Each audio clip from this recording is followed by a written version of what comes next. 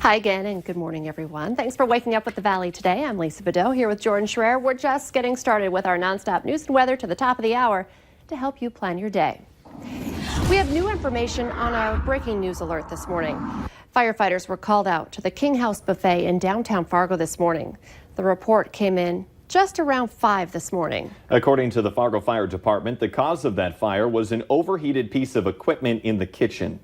Officials tell Valley News Live there was no major damage to the building and they only had to turn off the gas to clear up the haze and smoke inside. A stretch of powerful thunderstorms rolled through the valley yesterday, yet again, causing flood warnings to be issued. The National Weather Service issued the flood warning after the heavy rainstorm for the areas of Fargo, Dilworth, Sabin, Harwood, and Mapleton. Fargo and the Red River is under a warning until further notice. Currently, it's at 18.7 feet.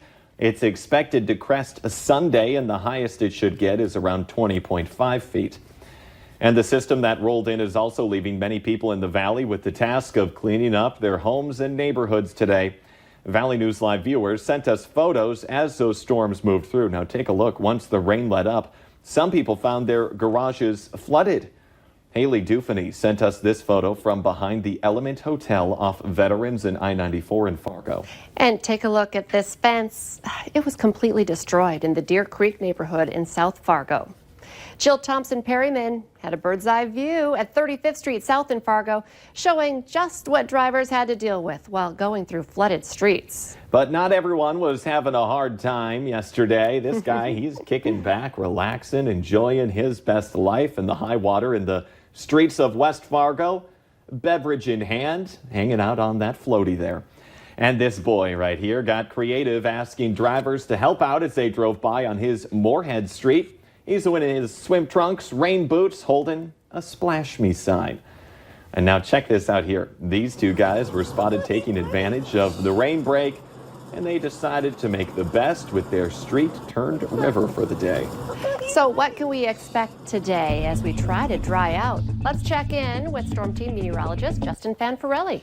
And thank you, Lisa and Jordan. Good morning, everybody. Chance of some rain showers and some thunderstorms this morning, but clearing out by the afternoon. Temperatures staying cool for this time of year because a windy northerly wind will develop with highs getting into the mid-70s. Let's take a look at the current temperatures out there. And temperatures close to dew point, so most of us near 100% humidity, lower 60s into the Southern Valley and Lakes Country, mid-60s out toward Jamestown Valley City, low to mid-60s from the Devil's Lake Basin, and mid to upper 60s where they have more moisture out toward the Thief River Falls, Roseau, and Baudette area where they're getting some thunderstorm activity. Winds in the Southern Valley and Lakes Country 5 to 15 miles per hour from the southwest, but we do have a cold front that is approaching. It's flipping the winds to more of a drier, cooler, northwesterly direction, and we're having breezy to windy conditions into the Devil's Lake Basin with wind speeds of 20 to 30 miles per hour. Everybody is going to get in on the northwesterly winds, 25 to 30 miles per hour, going through later on in the afternoon. Mainly dry from Fargo into Lakes Country, Jamestown off to the south, but we are tracking some thunderstorm activity, just some weak thunderstorms into the Thief River Falls area, points off to the north and to the east near Roseau, War Road out toward Baudette, with some rain showers in the Northern Valley and some more rain showers into the Devil's Lake Basin. We have this low pressure system right over us, but it will have a cold front make its way through and pump down cooler and drier air as the rain dissipates going through the day today. High temperatures getting into the upper 60s to mid-70s, depending on where you are. Now, extending the forecast, more sunshine this afternoon and more sunshine for the day tomorrow. Still breezy, but southerly winds, getting temperatures up there into the lower 80s. And then more chances for some showers and thunderstorms for Friday and Saturday, low to mid-80s and upper 80s Sunday and Monday. Mainly dry with more sunshine. And Tuesday, more storm chances with a high of 86 degrees. Okay, hot and stormy. Looks like a pretty typical July forecast. Yep, and it's going to be cool. If you like cool weather, enjoy today. Thank you, Justin. The flooded roadways created quite the problem for some drivers in the metro. There were many low-lying stretches of roads that became impassable, like Elm Street North that was forced to close between 14th and 15th Avenues due to the rising water. While law enforcement was out attempting to direct traffic away from those problem areas, some people still chose to drive on through those hazardous conditions. And check this out for two people at the West Acres Mall. It didn't end very well for them as their vehicle stalled. My buddy here, Cam, he decided when he sees a lake, he wants to drive in the lake in a parking lot. And we have heard this saying before, and it still rings true. If you see water on the road, you should turn around, don't drown. The name of the man whose body was pulled from the Red River in late June has been identified. 56-year-old Jeffrey Lindell was recovered on June 29th after his body was seen floating in the water at Johnson Park in Moorhead.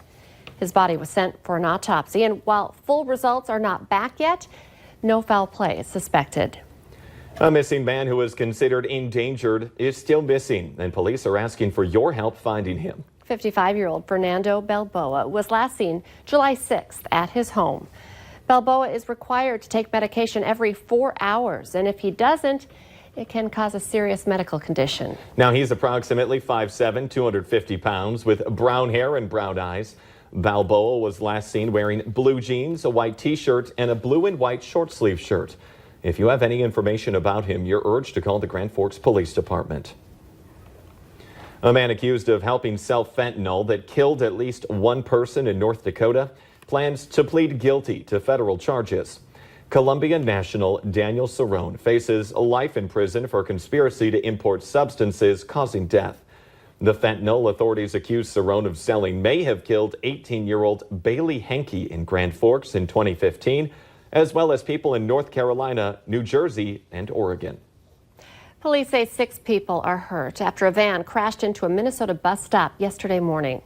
Officials say a van hit the mirror of a bus that had pulled over to let people off at the stop. The van driver, an adult man, then backed away and hit the mirror a second time. Police say the driver then made a right turn and crashed into the shelter. 3 of the people have critical injuries. Metro Transit is still investigating how and why this happened.